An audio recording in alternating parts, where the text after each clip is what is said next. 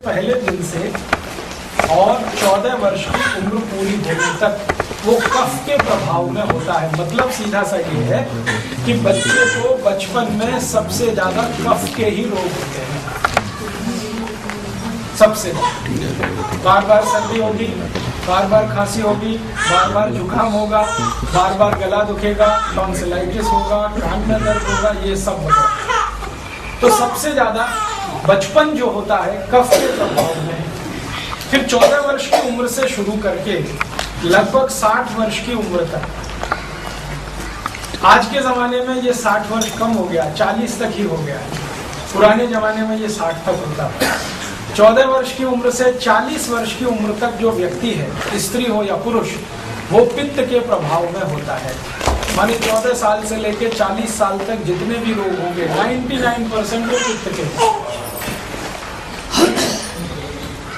ये 40 साल मैंने किया, आयुर्वेद तो 60 साल की बात करता है। ये 40 साल मैंने इसलिए किया है कि मेरे पास सैकड़ों पेशेंट हैं जो बात के हैं 40वीं उम्र में। 40 की उम्र में ही उनको घुटने के दर्द, कमर के दर्द, कंधे के दर्द सब शुरू। मॉडर्न एज है, आधुनिक जमाना है, इसलिए इसमें बात सबसे बिगड़ा हुआ है।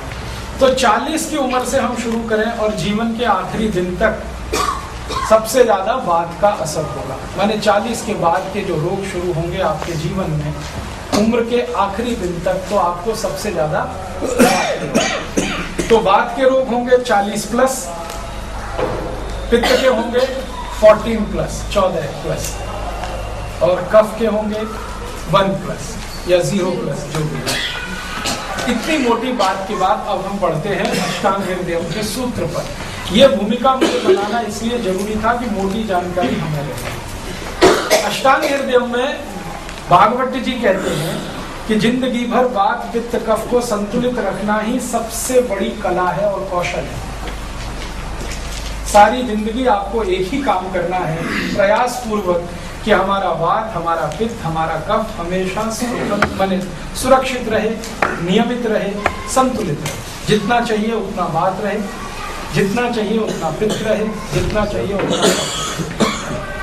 तो जितना चाहिए उतना वात पित्त कफ हमारा रहे, तो इसके लिए क्या करना है, वो 7000 सूत्र हैं। उसमें से पहला सूत्र बहुत छोटा सा सूत्र है, आप लिख लीजिए।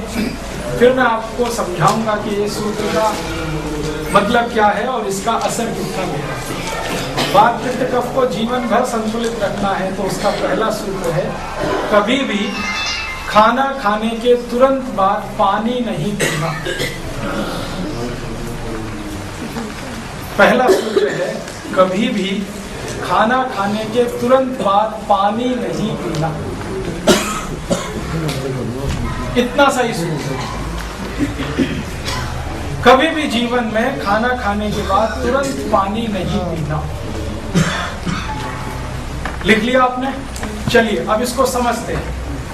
क्या कहा ये भागवत जी ने? खाने के बाद पानी नहीं पीना, तुरंत पानी नहीं पीना। अब आप इसको उल्टा करके देखिए कि हम तो रोज यही करते हैं। मैंने 100 में से 99 लोगों को देखा है कि वो पानी लिए बिना खाना नहीं खाते। पानी पहले होता है, खाना बाद में होता है। बहुत सारे लोग तो खाने से ज्यादा पानी पीते हैं। 2-4 रोटी के टुकड़े खाए, फिर पानी पी लिया, फिर खाए, फिर ऐसी स्थिति, ऐसी अवस्था में भागवत जी बिल्कुल ऐसी बात कह रहे हैं कि पानी ही नहीं पीना खाने के तुरंत। कारण क्या है, बात क्या है, क्यों नहीं पीना है, ये जानना बहुत जरूरी है। हम पानी क्यों ना पिए खाने के बाद, क्या कारण है? बात ऐसी है कि हमारा जो शरीर है, ये शरीर का पूरा केंद्र है हमारा पेट। ये पूरा शरीर चलता है पेट की ताकत से, और पेट चलता है भोजन की ताकत से। जो कुछ भी हम खाते हैं वही हमारे पेट की ताकत है। हमने दाल खाई, हमने सब्जी खाई, हमने रोटी खाई, हमने अचार खाया, दही खाया, लस्सी पिया, कुछ भी, दूध, दही, छाछ, लस्सी, फल आदि, ये सब कुछ भोजन के रूप में हमने ग्रहण किया। ये पेट को ऊर्जा देता है और पेट उस ऊर्जा को आगे के लिए ट्रांसफर करता है। आप कुछ भी खाते हैं, सब कुछ पेट आपके लिए ऊर्जा का आधार बनता है। अब हम खाते हैं तो पेट में सब कुछ जाता है। पेट में एक छोटा सा स्थान होता है, उसको हम हिंदी में कहते हैं आमाशय।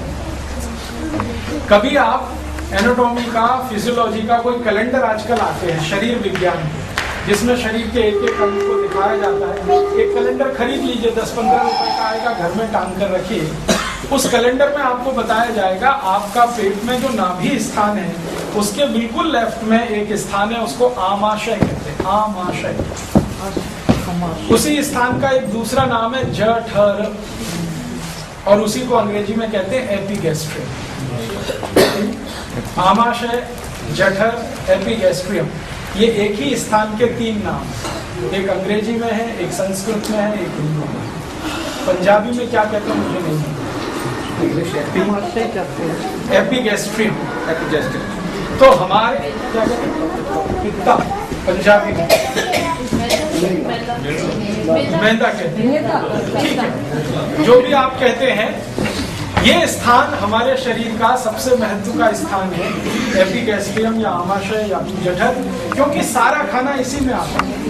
ये एक थैली की तरह से होता है, बहुत छोटा स्थान है, इसमें अधिक से अधिक 350 ग्राम खाना आ सकता है, उससे ज्यादा नहीं आ सकता बड़े व्यक्ति।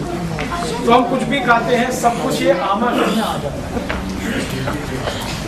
अब आमाशय में क्या होता है, खाना जैसे ही पहुंचता है, ये भगवान की व्यवस्था है जो शरीर में है, तुरंत इसमें आग जल जाती है, अग्नि। आमाशय में अग्नि होती है, उसी को कहते हैं जठर अग्नि, मिला के बोलते हैं जठराग्नि।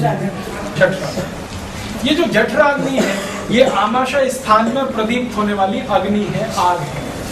ये आग ऐसी ही होती है जैसे रसोई गैस की आग। आपकी रसोई गैस है ना, एलपीजी सिलेंडर से जो कनेक्टेड है स्टोव, आपने स्विच ऑन किया, आग जल गई। ऐसे ही पेट में जैसे ही आपने खाना खाया तुरंत आग जल गई, ये ऑटोमेटिक है। रोटी का पहला टुकड़ा आपने मुंह में डाला, इधर आग जली, जठर अग्नि। ये अग्नि तब तक जलती है जब तक खाना पचता है, डाइजेस्ट। आप खाना खा रहे हैं, अग्नि जल गई, अब अग्नि खाने को पचाती है, डाइजेस्ट कराती है। वो ऐसे ही कराती है जैसे रसोई गैस। आपने रसोई गैस में जो स्टोव है उसका स्विच ऑन कर दिया, आग जल गई, अब इस पे आपने दूध रख दिया, थोड़ा चावल डाल दिया, तो जब तक अग्नि जलेगी तब तक खीर बनेगी। इसी तरह से आपने पानी रख दिया, चावल डाल दिए, अब जब तक अग्नि जलेगी चावल पकेगा। आपने पानी रख दिया, दाल डाल दी,